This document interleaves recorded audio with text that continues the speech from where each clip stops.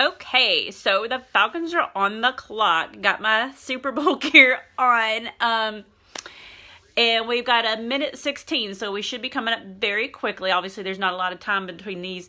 Just a quick note on Calvin Ridley from yesterday. Super excited. I, of course, naturally can't love him. He can't be my favorite Falcon. Because one that's already taken with Grady Jarrett, Clemson. But he is an Alabama kid. But he seems really good. I know he can play because I've seen him for 3 years in championship games or playoff games against my beloved Tigers. So, but the kid can, like I said, he can definitely play. He can catch. He is electric. He seems like a really good guy too, and he was deflecting some good questions today. So love that of not buying into that whole, oh, you dropped to 26. What do you think of that? And he's not biting. So super excited about that pick. Very shocked that it was not a defensive guy. I don't know if they had DQ locked away during the paper filling out, the little draft form. But just kidding. So the pick is in. I wanted to jump on here super quick just because I couldn't last night because my Periscope was really sucky at the stadium last night. So going to, I'm trying to glance at the TV as well. See what they say. For anybody that is not on their TV, I am not watching this whole thing. Like, I listened to the whole thing last night. I was like, I cannot believe I just got tricked into that. I got so hooked, and I was listening to our Falcon guys, and so I just kind of got hooked on listening to it on my drive back. Again, listening to it says the pick is in, and the guys are still in here jibber jabbering, so we will continue to talk. I guess Michael, they're gathering, probably filling out the paper and handing it to Michael Vick to come up there. I forgot about the drama. Just because the pick is in does not mean something is actually happening. So, but super excited. Yeah, Michael Vick is coming to the stage with the pick right now. He's got his Falcon Rise Up hat on.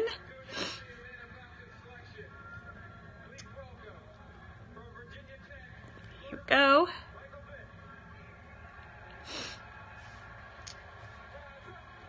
A lot of Falcon fans up in there. Dallas for these drafts.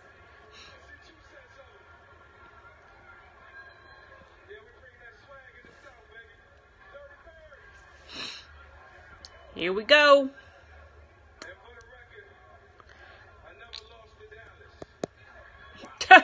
Nice zinger.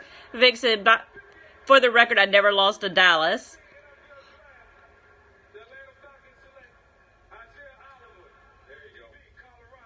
Isaiah Oliver, corner out of Colorado. So,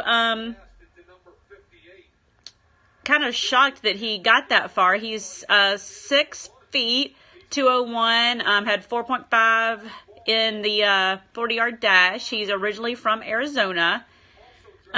He's a champion decathlete. That's insane.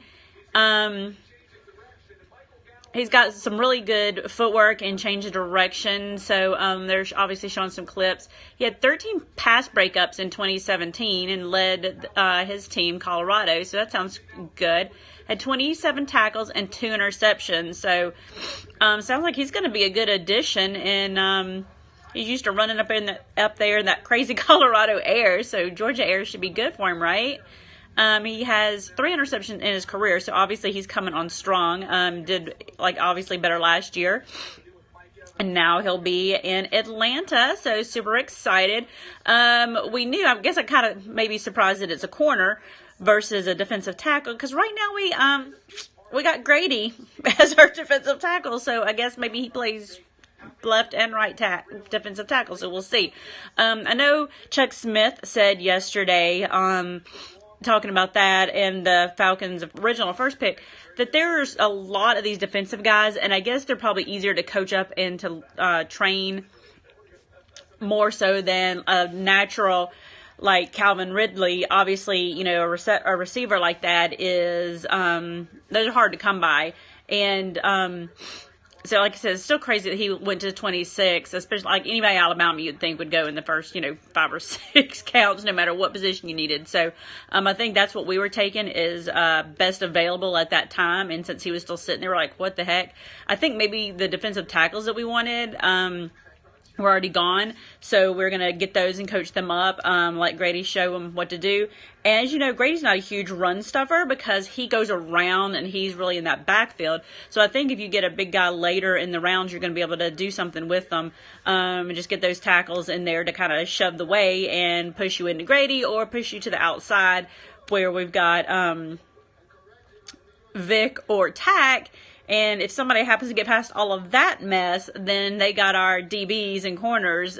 So we know what all those guys will do. And now we've got a new one. So excited about that. We'll have another pick in a little while that my boy Big Garland will be doing. He's like my second favorite Falcon. Grady is my first. But be sure to check out FalconAlleyFootball.com. I will have an article up tomorrow about last night's draft event at the stadium. And I've got pictures also on Facebook, not yet, on my Facebook page. Again, by tomorrow, I will have a link to that article as well as pictures and some videos from last night's event.